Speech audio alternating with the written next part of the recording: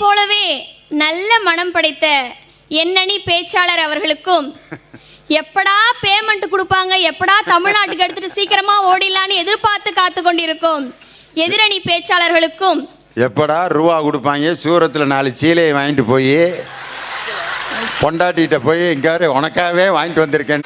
இந்த group payment வாழ்க்கையில் இது ஒன்று தானா ஐயா? சொல்லுப்பா. நல்லா எந்தவித எதிர்பார்ப்பும் இன்றி நல்ல தமிழுக்காக மட்டும் கைத்தட்டி ரசித்துக் கொண்டிருக்கும் சூரத் வாழ் தமிழ் பெருமக்கள் அனைவருடைய பொறுப்பாதங்களையும் தொட்டு என் உரையை துவங்குகிறேன். நடுவர் அவர்களே, எதிரணி தலைவர் வந்தார். அவருக்கு என்னதான் பிரச்சனைன்னு தெரியல, புலம்பு தள்ளிட்டு போயிட்டார். அதுலேயும் ஒரு டைலாக் சொன்னார் பாருங்க, ஒரு டைலாகு. அதுல இருந்தே அவரை நான் எங்க அணியில சேர்த்துக்கலாம்னு நினைக்கிறேன். ஒரு அழகா ஒரு டைலாக் சொன்னார். எப்படிங்க அது? அதாவது, திருநெல்வேலினா அல்வா, திருப்பாச்சினா அருவா, சிவகாசினா வேட்டு, திண்டுக்கல்னா பூட்டு, அவரோட ஊர் தூத்துக்குடினா உப்பு, சூரத் வாழ் மக்கள் தான் நட்புன்னாரே. இப்படி சொல்லிட்டு போயிருக்கலாமே. 10,000 ரூபாய் கொடுத்த சூரத் வாழ் மக்களேன்னு சொல்லியிருக்கலாம், இல்ல 5,000 ரூபாய் கொடுத்த சூரத் வாழ் மக்களேன்னு சொல்லியிருக்கலாம். நல்ல மனம் படைத்த, கனிந்த மனம் படைத்த நட்பு உள்ளங்களாகிய சூரத் வாழ் மக்கள்னு ஏங்க சொல்லணும்? மொதல் பாயிண்ட்லேயே மாட்டிக்கிட்டாருப்பா அவன். ஒரு காலேஜ் பிரின்சிபல் ஒரு ஸ்டூடெண்ட்டுக்கிட்ட இப்படியா மொக்கையை வாங்கினேன். சரி, நம்ம எந்த அணியில் பேசுகிறோம்னு கூட தெரியாமல் தூத்துக்குடினா உப்பு, சூரத்துனா நட்பு. நட்புக்கு முதல்ல கனிந்த மனம் வேணும்யா. யாராவது ஒருத்தன் ஃப்ரெண்ட்ஷிப் பிடிக்க வர்றவன் எவ்வளோட பேங்க் பேலன்ஸு அப்படின்னு கேட்டால் ஃப்ரெண்டு பிடிக்கிறான். அவனை பார்த்துட்டு ஜாதி மதம் அனைத்தையும் கடந்து உருவாவதுக்கு பேர் தான்டா நட்பு. அதுக்கு எல்லையே இல்லைங்க ராஜதுரை. மொதல் பாயிண்ட்லேயே உங்களை கவுத்துட்டாங்க. அப்புறம் சொன்னார், என் மனைவி அப்படி பண்ணிட்டா, என் மனைவி இப்படி பண்ணிட்டா அப்படின்னு. நடுவர் அவர்களே, இந்த மன்றத்தில் நான் ஒரு விஷயத்தை அழகாக பதிவு பண்ணலான்னு நினைக்கிறேன். கணவன் மனைவி உறவுன்றது எப்படி தெரியுங்களா இருக்கணும்? நான் ஒரு பெண்ணாக இருக்கிறதால சொல்கிறேன். ஒரு புருஷன் அப்படின்றவர் எப்படி தெரியுங்களா இருக்கும்? ஐயா, நான் உங்ககிட்ட பார்த்து ஒரு கேள்வி கேட்குறேன். புருஷன் அப்படின்னா யாருங்க ஐயா? புருஷன்னா ஒரு மனைவிக்கு பாதுகாப்பாக இருப்பவன், அவள் வாழ்நாள் முழுவதும் துணையாக இருப்பவன், அவருக்கு பேர் தான் புருஷன் அப்படின்னு எங்களுக்கு சொல்லி கொடுத்துருக்காங்க. இது வரைக்கும் நான் அப்படித்தான் வாழ்ந்துக்கிட்டு இருக்கேன். நீ எப்படிம்மா, நீ வேறு எதுவும் அர்த்தம் வச்சிருக்கியா? எனக்கு ஒன்றும் புரியல. நடுவர் அவர்களே, எங்களோட இலக்கணப்படி, அதாவது என்ன மாதிரி இளம் பெண்கள்கிட்ட போய் புருஷன் அப்படின்னா யாருமா அப்படின்னு கேட்டால் நாங்கள் எப்படி தெரியுங்களா அதுக்கு ஒரு டெஃபினேஷன் வச்சுருக்குறோம். அது எப்படி தெரியுங்களா நாங்கள் சொல்லுவோம்? வேற ஒன்றும் இல்லைங்க. புருஷன் அப்படின்னா சன்னு ரைஸ் ஆகிறதுக்கு முன்னாடி, அதாவது சூரியன் உதிக்கிறதுக்கு முன்னாடி யாரு புரு காப்பி போட்டுட்டு வந்து பொண்டாட்டி எழுப்புறாரோ அவர் தாங்க புருஷன். அம்மா அம்மா, என் வாழ்க்கையில் புருஷனுக்கு இப்படி ஒரு கிராமர் சொன்ன ஒரே பேச்சாளர் நீதாம்மா.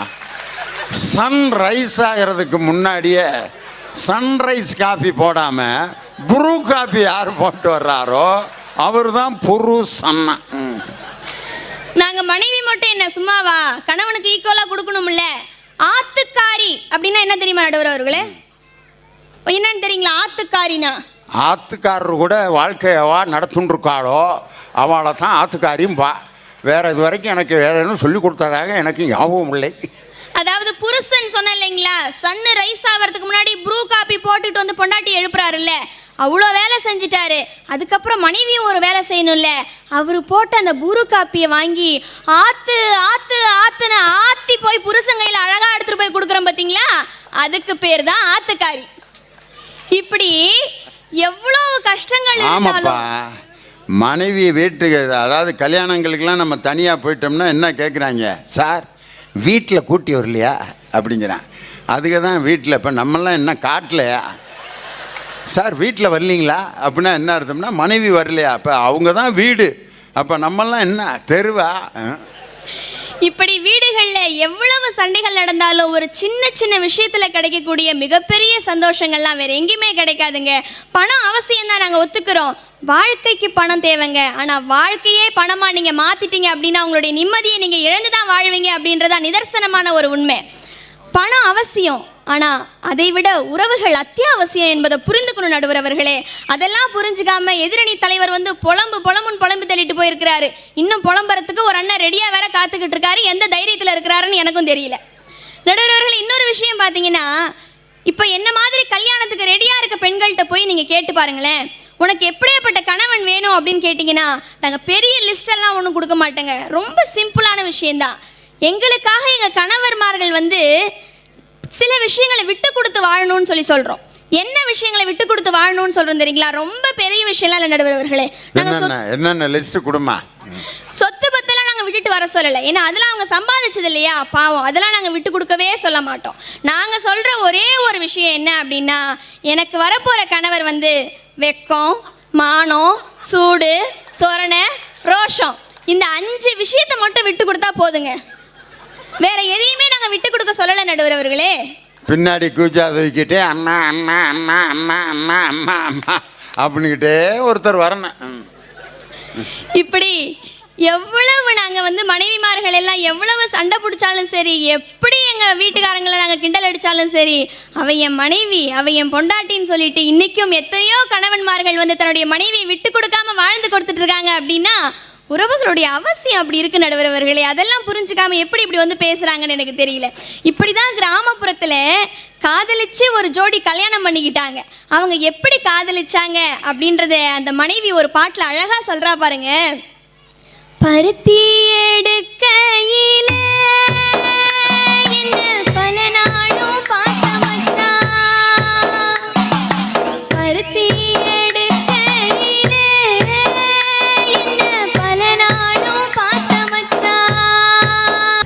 வாழ்க்கையை ரசிக்க கற்றுக்கணுங்க. நடுவர் அவர்களே, உங்ககிட்ட இன்னொரு கேள்வி. நீங்கள் காதலிச்சிருக்கீங்களா? அல்ல கேட்டீங்க போங்க.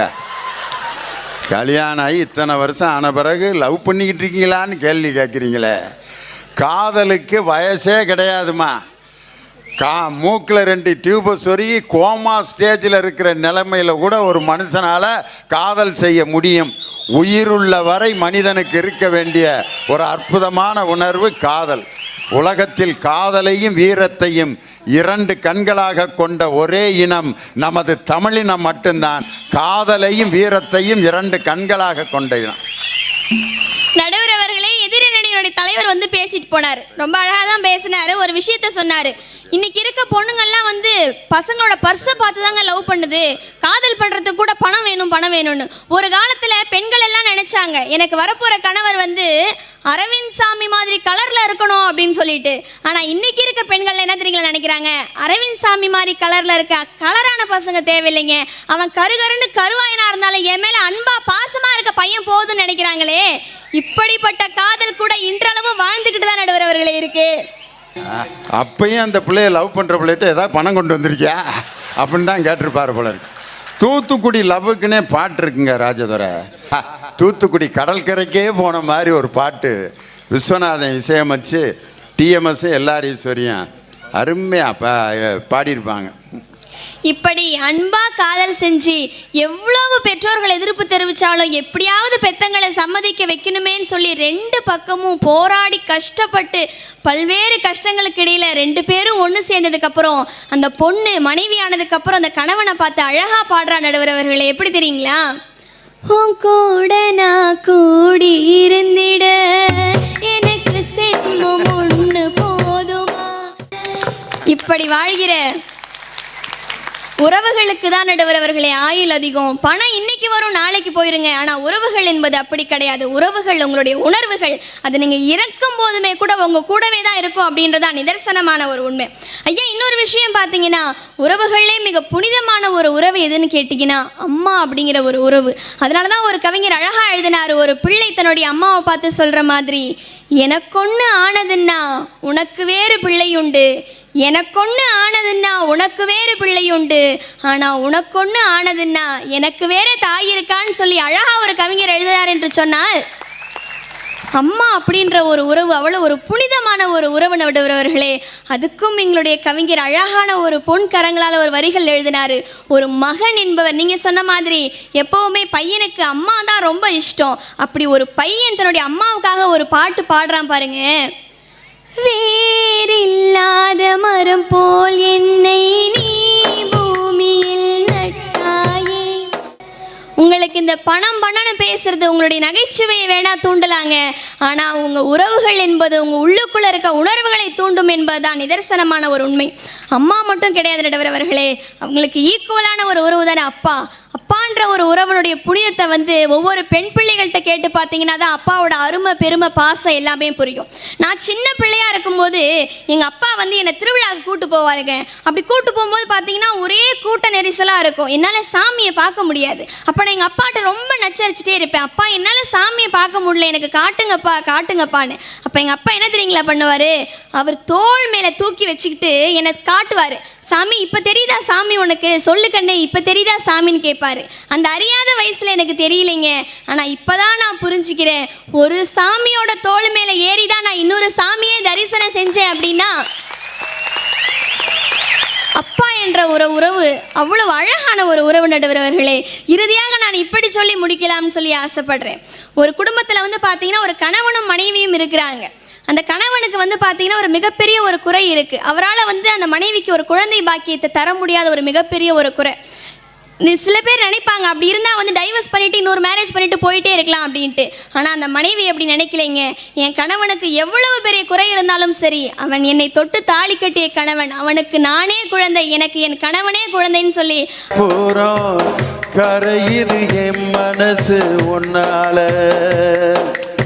அழகான பாடல்.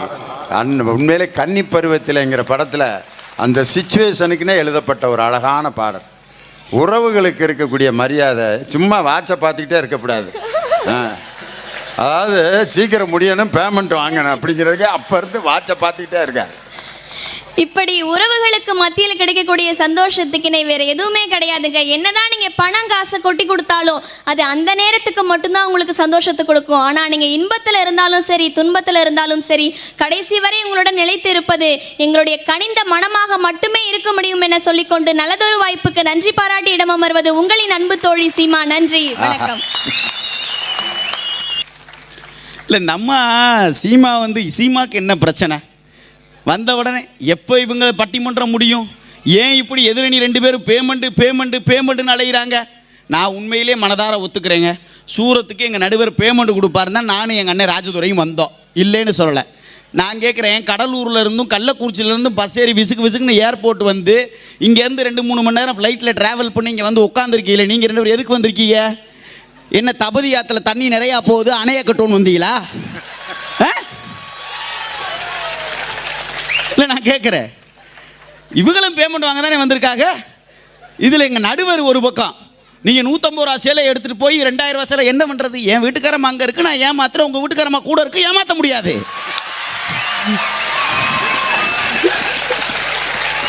உனக்கு ஒரு அற்ப சந்தோஷம்.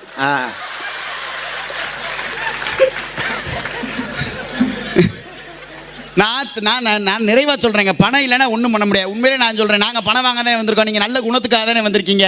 இந்த சூரத் மக்களுக்காக நீங்கள் நல்ல குணத்தோடு உங்கள் 2 பேர் பேமெண்ட்டை எங்கிட்ட கொடுத்துருங்க. சேலை வாங்க காசு இல்லை.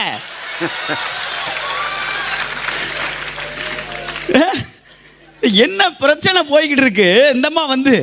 அதில் பாட்டை பூரா பாருங்க, ஒரே டூயட் சாங். இதில் நீங்கள் நடுவர் வேற கொஞ்ச நேரம் பின்னாடி உட்காந்ததையும் மறந்துட்டார். அவர் டூயட்டுக்கெலாம் போயிட்டார், அவர் பாவம்.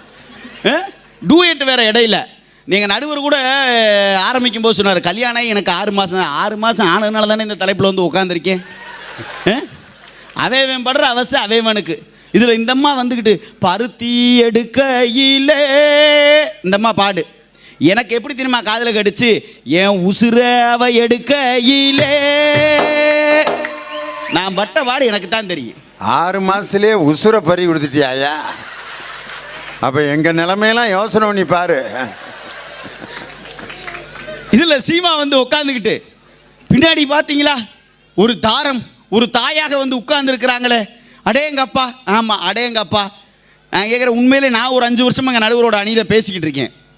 எனக்கு கல்யாணம் ஒரு 6 மாதம் தான் ஆகுது. இந்த 6 மாதத்துக்கு முன்னாடி வரைக்கும் நான் என்ன நினச்சிக்கிட்டு இருந்தேன்னா, எங்கள் நடுவர் எங்கே போனாலும் அவங்க வீட்டுக்காரமா கூட வந்துடுவாங்க. நான் என்ன நினச்சேன்னா, உண்மையிலே நல்ல குணமுள்ள தம்பதிகள் 2 பேரும், ரொம்ப ஆதர்சிய தம்பதிகள், ஒருவரை விட்டு ஒருத்தர் பிரியறது இல்லை போல அப்படின்னு நான் நினச்சிக்கிட்டே இருந்தேன்.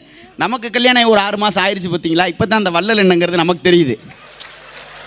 இந்த நம்ம ஊர்களில் பாம்பாட்டி பார்த்துருக்கீங்கல்ல, பாம்பாட்டி. அவன் பாம்பை பிடிச்சி பெட்டியில் அடைச்சி எங்கே போனாலும் பாம்பும் பெட்டியுமா தான் போயிட்டு வந்துக்கிட்டே இருப்பாப்புல. நைட்டு வீட்டுக்கு போனாலும் பாம்பையும் பெட்டி வீட்டில் வச்சு திரும்ப மறுநாள் காலையில் கிளம்பும்போது பாம்பும் பெட்டியும் மறந்துடாமல் எடுத்துகிட்டு போயிடுவாப்புல. ஏன்னா அவனுக்கு தான் தெரியும் வீட்டில் அதை விட்டுட்டு வந்தால் வீட்டில் இருக்க எல்லாரையும் போட்டுரும்னு. எங்கள் நடுவர் சூரத்து வரைக்கும் ஏன் கட்டிக்கிட்டு தர்றாருன்னு அவருக்கு தான் தெரியும். உனக்கு தெரியுமா? இப்போ என்ன சொல்ல வர்ற நீ? என் வீட்டுக்காரம்மா பாம்பு, அதை பெட்டியில் போட்டு உலகம் முழுதும் நான் தூக்கிட்டு திரியிறேன். முடிச்சிட்டியா பேசி? சொல்லுங்க. அதாவது சங்கர், அது ஏன் பாம்பு, அதை எங்கே வேணாலும் தூக்கிட்டு போவேன். நான் கழுத்தில் மாட்டிக்கிட்டு நடு ரோட்டில் நடப்பேன், எவனும் கேட்க முடியாது. என்னடா பாம்பை லியோனி கழுத்தில் மாட்டிட்டு அவர் பாம்புடா, எப்படி வேணாலும் வச்சுட்டு போகிறாரு. தலப்பாக கட்டிட்டு அலைவேன் பாம்பை. பொழுது போலையா மகிடி எடுத்து ஊதுவேன், கொஞ்ச நேரம் டான்ஸ் ஆட. பாம்புனா அதனுடைய இயல்பு கொத்துது. கொத்தணுன்னு எடுத்து மருந்து இருந்து போட்டு திருப்பி மகிடி எடுத்து ஊதிடுவேன். அது உடனே கொத்துனதை மறந்துட்டு டான்ஸ் ஆடும், திரும்ப பெட்டியில் போட, தலையில் தூக்க, திருப்பி அல்லையில் வைக்க, திருப்பி கொத்துவாங்க, திரும்ப மகிடி எடுத்து ஊத. வாழ்க்கை இப்படித்தானேயா? இன்னும் உனக்கு இன்னும் 6 மாதம் தானே ஆகுது. இன்னும் எப்போ கொத்தும் எப்போ மகிடி ஊதனா இன்னும் உனக்கு அனுபவம் தெரியல. இன்னும் சரியாக மகிடி ஊதலைன்னு நினைக்கிறேன் நீ. பரவாயில்ல, நடுவர் உடம்பு பூரா புண்ணாக இருக்கிறத பார்த்தா நடுவருக்கு ஒரு நல்ல பாம்பாக தான் கிடச்சிருக்கும் போல. அதுலேயும் நம்ம ஆள் எந்த பாம்புக்கு விஷம் அதிகமாக அதுக்கு பேர் நல்ல பாம்புன்னு வச்சுருக்கான் பாருங்க. இதில் காதல் வந்து அன்புனால வரும். என்ன காதல் அன்புனால வரும்? இன்னைக்கு நிலைமை என்ன போய்கிட்டு இருக்கு சீமாவுக்கு தெரியுமா? நான் கேட்குறேன். வாழ்க்கை எப்படி போய்ட்டு உண்மையிலே யோசிச்சு பாருங்கள். 80 சிசியில் ஸ்கூட்டியில் போகிற ஒரு பொண்ணை ஃபாலோ பண்ணால் கூட 150 சிசியில் பல்சர் வேணும். சைக்கிளில் போனோம்னா வேறு எவனா பிக்கப் பண்ணிட்டு போயிருவேன். நாட்டில் அந்தளவுக்கு காதல் போய்கிட்டு இருக்குது. இதில் இந்த அம்மா எங்களுக்கு அது வாங்கி கொடுக்க வேணாம், இது வாங்கி கொடுக்க வேணாம், காதல் அன்புல தான் வருது. என்ன காதல் அன்புல வருது? அதுக்கு தான் ஒரு பாட்டு போட்டான். இத்தனையும் வாங்கிக்கிட்டு அவங்க தான் வெறும் வேதனையே கொடுக்குறாங்க, ஏனடா இதுல நீதி நேர்மை இருக்குதான்னு சொல்லுடா. இந்த பொண்ணுங்களே இப்படி தான் தெரிஞ்சு போச்சுடா. உண்மையிலே போட்டானா இல்லையா? இதில் இந்த அம்மா உட்காந்துக்கிட்டு ரொம்ப குணமா, நாங்கள் என்ன குணமா? இதில் இந்த அம்மா சேலையை பற்றிலாம் சொல்லிச்சு. ஏமா நீ வேற அந்த வேதனையை கிளப்புற? நானும் உண்மையிலே கல்யாணம் பண்ணும்போது அடேங்க அப்பா எவ்வளவு கனவுல கல்யாணம் பண்ணியிருப்பேன். ஒரு காலத்தில் நான் கல்யாணம் பண்ணி எப்படி தெரியுமா, அப்படியே என் முன்னாடி சேலை கட்டிட்டு வரும்போது பாட்டு பாடம் நினச்சிக்கிட்டு இருந்தேன்.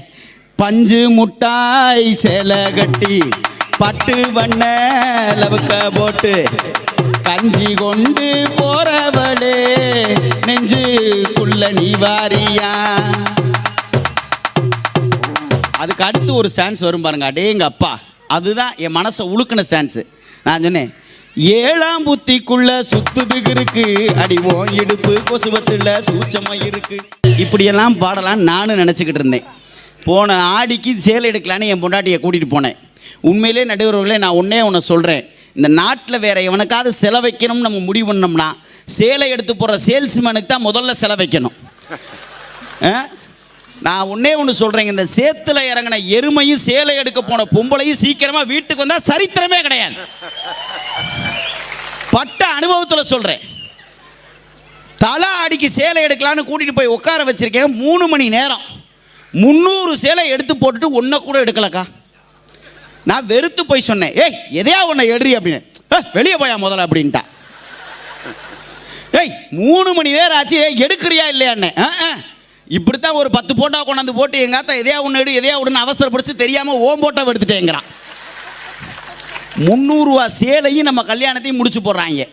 கேட்டோம்னா நல்ல குணத்தோடு நம்ம வாழணுமா? எங்கிட்ட இருந்து வாழ்கிறது? நான் கேட்குறேன், சமுதாயத்தில் இன்றைக்கி ஏதாவது குணம் இருக்குதா? யோசிச்சு பாருங்கள். நல்ல மனசோடு இருக்கிறோம்னு யார்கிட்ட பேச முடியுதா? ஒன்றும் இல்லைங்க, மதுரை சென்ட்ரல் ஜெயிலில் என்னை பேசுகிறதுக்கு கூப்பிட்டுருந்தேன். ஒரு 3 மணி நேரம் பேசிக்கிட்டு இருக்கேன். எல்லாம் கெக்கப்புக்குன்னு சிரிச்சுக்கிட்டு இருக்கேன். கீழே 2 பேர் பேசிக்கிறேன். பாடுறாவே நல்லா சிரிக்க பேசுகிறேன், இவனை நம்ம கூட வச்சுக்கவும் மாட்டாங்கிறேன். எங்கள் ஜெயிலில் என்னை வச்சுக்கிறாங்களாம் அவங்க. இல்லை நான் கேட்குறேன், எங்கேருந்து நல்ல மனசுக்கு நம்ம போகிறது யோசிச்சு பாருங்கள். ஒன்றும் இல்லைங்க, ஒரு நாள் நான் ஹைவேஸில் வண்டியில் போய்கிட்டு இருக்கேன். என்ன மீறி ஒருத்தர் ஸ்பீடாக வண்டியில் போனேன். அவனை கூப்பிட்டு சொன்னேன், டே இங்கே வா, 100ல் போகாடா 108ல் போயிடுவாடான்னு. அவன் எனக்கு ஒரு பதில் சொன்னான், 100ல் போகிற எனக்கு 108ல் போக தெரியாது போட்ட அப்படின்னா. இவனுக்கெல்லாம் போய் அட்வைஸ் பண்ணுற மாதிரி நான் பாட்டுக்கு போய்கிட்டு இருக்கேன். கொஞ்சம் தூரம் முன்னே ஒரு ஆக்சிடென்ட் ஆகி கீழே விழுந்துட்டான். அவனை தூக்கிட்டு போய் ஆஸ்பத்திரியில் சேர்த்து அவன் கண்ணு முழிக்கிற 3 மணி நேரம் என் பக்கத்துலேயே உட்காந்துருந்தேன். அந்த பாடாவதி போய் கண்ணை முழிச்சு என் கையை பிடிச்ச ஒரு வார்த்தை சொன்னான், இதே மாதிரி ஒரு உதவியை நானும் உனக்கு ஒரு நாள் செய்வேனே என்ன. எப்படி நான் ஹைவேஸில் போய் விழுவனா இவன் என்னை கொண்டு போய் ஆஸ்பத்திரியில் சேர்ப்பானா? நான் கேட்குறேன், நல்ல மனசு எங்கே இருக்குது யோசிச்சு பாருங்க. இல்லை குடும்பத்தில் இருக்குதா, இல்லை இந்த சமுதாயத்தில் இருக்குதா? யோசிச்சு பாருங்க. இதில் எங்கள் நடுவர் வேற வந்து சொன்னார், உன் வயிறை பாரு, என்னமோ எங்கள் வீட்டுக்காரமா ஆக்கி போட்டு. நான் கேட்குறேன், நான் படுற பாடு உண்மையிலேங்க. நான் கல்யாணம் ஆகும்போது 6 மாதத்தில் தானே இருக்கேன். எவ்வளவு ஆசையோடு கல்யாணம் பண்ணியிருப்பேன், எவ்வளோ வெறுத்து போய் பேசிக்கிட்டு இருக்கேன். உண்மையிலே ஒரு காலத்தில் அப்படியே எப்படி தெரியுமா சமைச்சு சாப்பிடணும்னு ஆசைப்பட்டேன். அடே எங்கள் அப்பா இப்படித்தான் பாட்டு பாடும்னு நினச்சேன். நித்த நெல்லுச்சோறு நெய் மணக்கும் கத்திரிக்கா, நேத்து வச்ச மீன் குழம்பு என்ன இழுக்குதடி. இப்படித்தான் பாட்டு பாடி சந்தோஷமா சமையல் பண்ணி என் முன்னாடி போடுவா, சாப்பிடணும்னு நான் நினச்சேன். ஆனால் நடுவர் அவர்களே, உண்மையிலே சூரத்தில் வந்து சொல்கிறேன், என் வீட்டுக்காரமா மாதிரி யாராலையும் சமைக்க முடியாது. அவ்வளவு ருசியாக சமைப்பா. பால் பணியாரம்லாம் வச்சான்னு வச்சுங்க 7 நாள் சாப்பிட்லாம். ஏன்னா 7ஆவது நாள் தான் பாலும் பணியாரமே ஒன்று சேரும். அல்வாலாம் கிண்டுனா 90 நாள் வச்சு சாப்பிடலாம். 89ஆவது நாளில் சட்டியை விட்டே வெளியில் வரும் அல்வா. ஆனால் அந்த விதத்தில் எங்கள் நடுவருக்கு ரொம்ப கொடுத்து வச்சவங்க, ரொம்ப நல்லா சமைப்பாங்க. எங்கள் அம்மா இருக்காங்களே, ரொம்ப பண்பான ஆள். வீட்டுக்கு யார் போனாலும் முதல்ல டீ போட்டு கொடுத்துருவாங்க. ஏன்னா அப்போ தான் சென்மத்துக்கு அவன் இந்த வீட்டு பக்கமே வரமாட்டேங்கிறதுனால. ஒரு நாள் நிகழ்ச்சிக்கு போகலான்னு எங்கள் ஐயா வீட்டுக்கு போய்கிட்டு இருக்கேன். தெருவுக்குள்ளே 2 பேர் பேசிக்கிட்டு இருக்கேன். டே என்னடா நம்ம தெருவில் ஆம்புலன்ஸ் போது, எவனாவது லியோனி சார் வீட்டில் டீ குடிச்சிருப்பான்டாங்கிறான். அந்த அளவுக்கு நல்லா சமைக்கக்கூடிய ஒரு ஆள் தான். சரி, அப்படி ஆம்புலன்ஸில் போயிருந்தா நேரம் நான் இங்கே சூரத்துக்கு வந்திருக்க முடியுமாயா? ஒரு நாள் காப்பியை குடிச்சுவிட்டு அவங்க வீட்டில் இருக்க காப்பியை கூட எங்கள் வீட்டு காப்பியாக அப்படி இருக்குன்னு சொல்கிறேன். என்ன செய்கிறது, புதுசாக சமையல் பண்ணுறப்ப அப்படித்தான் பிரச்சனை வரும். ஒரு தடவை தீபாவளிக்கு அதிரசம் செஞ்சு கொடுத்தா பாரு, வாழ்க்கையில் அப்படி அதிரசம் நான் பார்த்ததே இல்லைடா. சொல்லுங்க, இனிமே நீ உங்கள் வீட்டுக்காரம்மா செஞ்சு கொடுக்க சொல்லு. ஏன் அதிரச அனுபவம் இருக்குல்ல, எடுத்து அடித்தா மூஞ்சி முறையெல்லாம் வீங்கினேன். அருவாமனையில் அறுத்து தின்னா அதிரசம். இன்னொரு தடவை அதை விட இன்னொரு கொடுமை. ஐயோ அல்வா செஞ்சு நீயாவது பாத்திரத்தில் ஒட்டலைன்ற, நாங்கள் அல்வா செஞ்சு டம்ளரில் ஊற்றி குடித்தான். டே அம்மா அல்வா செஞ்சுருக்கு, டம்ளர் எடுத்துகிட்டு வாங்கடா அப்படின்னு அல்வாவை ஆற்றி குடித்தவங்களா நாங்கள். அதாவது கல்யாணம் ஆன புதுசில் இப்படிலாம் சில அனுபவங்கள்லாம் வரும் சங்கர். அப்புறம் தான் கொஞ்சம் கொஞ்சமாக ட்ரைனிங் ஆகி சமைக்க பழகுவாங்க. எடுத்தோன்னே தலைப்பாக்கட்டி பிரியாணி மாதிரி ஒரு பொம்பளை சமைச்சு போட்டால் அதுக்கப்புறம் இன்னும் கொஞ்ச நாளில் விஷம் வைக்க போகிறான்னு அர்த்தம். கொஞ்சம் கொஞ்சமாக ட்ரெயின் ஆகணும், அப்போ தான் நல்லாயிருக்கும். அந்த அளவுக்கு போய்கிட்டு இருக்கு வீட்டில் சமையல். கேட்டால் உண்மையிலே ரொம்ப நல்ல குணத்தை நான் கேட்குறேன். உண்மையிலே எங்கே நல்ல குணம் இருக்குது? ஏதாவது நிம்மதியாக வீட்டில் கல்யாணம் பண்ணிவிட்டு நிம்மதியாக இருக்க முடியுதா? அது இந்த பெண்கள் படுத்துகிற பாடு இருக்கே, அடேங்க அப்பா. இந்த சீரியல் பார்க்க உட்காந்தாச்சுன்னு வச்சுக்கோங்களேன், அடேங்க அப்பா அதுக்கு படுத்துகிற பாடு. இந்த ஒரு காலத்தில் இந்த சன் டிவியில் ஒரு நாதஸ்வரம்னு ஒரு சீரியல் ஓட்டிக்கிட்டு இருந்தேன் பிபியை வச்சு. அதில் கோபின்னு ஒருத்தனை காட்டுவேன். உலகத்தில் அவனை மாதிரி நல்லவனே இல்லைங்கிற மாதிரி அந்த சீரியலை ஓட்டிக்கிட்டு இருந்தாங்க. சீரியலை பார்த்துக்கிட்டே ஒரு அம்மா சொல்லுது, இந்த கோபி மாதிரி ஒரு புருஷன் கிடச்சா எனக்கு நல்லாயிருக்கும். பக்கத்தில் புருஷன் உட்காந்துருக்கேன், அவன் நிலமை எப்படி இருக்கும் யோசிச்சு பாருங்க. ஆனால் இது பரவாயில்ல. இப்போ கொஞ்ச நாளைக்கு முன்னாடி ஒரு சீரியல் ஓட்டினாங்க சன் டிவியில், இந்த ரம்யா கிருஷ்ணம்மா நடித்த சீரியல் வம்சம்னு. அந்த சீரியலில் ஒரு காட்சி, அந்த ரம்யா கிருஷ்ணன் காரில் எவனோ பாம்பு வச்சிடுறான். அந்த கொலகாரன் நான் யாருன்னு தான் நான் இன்றைக்கி வரைக்கும் தேடிக்கிட்டு இருக்கேன். எங்கள் எழுத்த வீட்டில் உட்காந்து எங்கள் அத்தாச்சி சீரியல் பார்த்துக்கிட்டு இருக்குது. காரில் பாம்பு வச்சுனா கவுண்ட்டு ஸ்டார்ட் ஆயிடுச்சு. 98, 97, 96 பார்த்துக்கிட்டு இருந்தேன். எங்கள் அத்தாச்சிக்கு ப்ரெஷர் ஏறுது. 100, 110, 120, 130. இங்கிட்டு ஓடுது, துண்டெடுத்து துடைக்குது, இங்கிட்டு ஓடுது, தண்ணி எடுத்து குடிக்குது. எங்கள் அண்ணன் பார்த்தாரு, இந்த வம்சம் முடியுதோ இல்லையோ, நம்ம வம்சம் இதோட முடிஞ்சு போயிருமுடா அப்படின்னு. சீரியல் பார்த்துட்டு படுத்துற பாடா இது பரவாயில்ல. இப்போ ஒரு சீரியல் ஓடுது பாருங்க, ஜீ தமிழ்ல செம்பருத்தின்னு ஒரு சீரியல். ஆடா பாவியா, அதை வச்சு நான் பட்ட அவஸ்தை எவ்வளோ. அந்த பார்வதி கையை கழுவ போகையில் அந்த என்னது அந்த வாஷ் பேஷனில் கரண்ட் கனெக்ஷன் கொடுத்துருவாங்க அந்த வனஜா. அதை யார் கையை கழுவ போகிறதுன்னு ஒரு காட்சி போய்கிட்டு இருக்கு. நான் எங்கள் வீட்டு டைனிங் டேபிள் உட்காந்து சாப்பிட்டுக்கிட்டு இருக்கேன். சாப்பிட்டு முடிச்சுட்டு நான் கையை கழுவ போகிறேன். சட்டையை பிடிக்கிறா ஏன் முண்டாட்டி, கையை கழுவ போகாதையா, கரண்ட் அடிக்க போகுது, கையை கழுவ போகாதா, கரண்ட் அடிக்க போகுதுன்னு சீரியல் ஓடிக்கிட்டு இருக்குது. எட்டி பார்த்தா நான் கேட்குற, எந்த லட்சணத்தில் இங்கே குடும்பம் ஓடிக்கிட்டு இருந்தா எங்கேருந்து நல்ல மனசோட இங்கே குடும்பம் சமுதாயம் எல்லாம் நல்லா இருக்குன்னு எப்படி சொல்ல முடியும்? யோசிச்சு பாருங்கள். பணம் இல்லைன்னா இன்றைக்கி வாழ்க்கையை நடத்த முடியுமா? யோசிச்சு பாருங்கள் என்ன பிரச்சனை. இதில் பெண்கள்லாம் பெருமையாக பேசிக்கிறது. என்ன பேசிக்கிறது? நீ எல்லாம் உங்கள் ஊரில் பெரிய ஆளாக்கும், நீ என்ன பெரிய இது பண்ணீங்க, எங்கள் வீட்டில் இருந்து எங்கள் அப்பாலாம் வரதட்சணை கொடுக்கலைன்னா உங்களுக்கெல்லாம் என்ன மதிப்பு மரியாதை. இந்த வரதட்சணை கொடுக்கறத பற்றி பெண்கள் தயவு செஞ்சு பெருமையாக பேசாதீங்க. நான் உண்மையிலே என் முன்னாடி கேட்டேன், வரதட்சணை கொண்டு வந்து என்ன கொண்டு வந்த? உங்கள் அப்பா கிரைண்டர் கொடுத்தாரு. எதுக்கு கொடுத்தாரு? உனக்கு கை வலிக்காமல் நீ மாவாட்டுறதுக்கு உங்கள் அப்பா கிரைண்டர் கொடுத்து விட்டாரு. உங்கள் அப்பா மிக்ஸி கொடுத்து விட்டாரு. எதுக்கு கொடுத்து விட்டாரு? நீ கை வலிக்காமல் சட்னி அரைக்கிறதுக்கு உங்கள் அப்பா மிக்ஸி கொடுத்து விட்டாரு. உங்கள் அப்பா பீரோ கொடுத்தாரு. எதுக்கு கொடுத்தாரு? எங்கள் பேண்ட் சட்டையை மடித்து வைக்கவா? ஓன் பட்டு சிலையை அழுக்காக மடித்து வைக்கிறதுக்கு உங்கள் அப்பா பீரோ கொடுத்தாரு. உங்கள் அப்பா கட்டில் கொடுத்தாரு. எதுக்கு கொடுத்தாரு? மகன் முதுகு வலிக்காமல் படுக்கட்டுமேன்னு கட்டில் கொடுத்தாரு. என்னங்க உண்மையிலேயே ஏதோ தனியாக படுத்தா நீங்கள் எல்லாம் பயந்துருவீங்கன்னா ஆம்பளை நாங்கள் கூட வந்து பக்கத்தில் படுத்துக்கிறோம். அவ்வளோதான் வித்தியாசம்.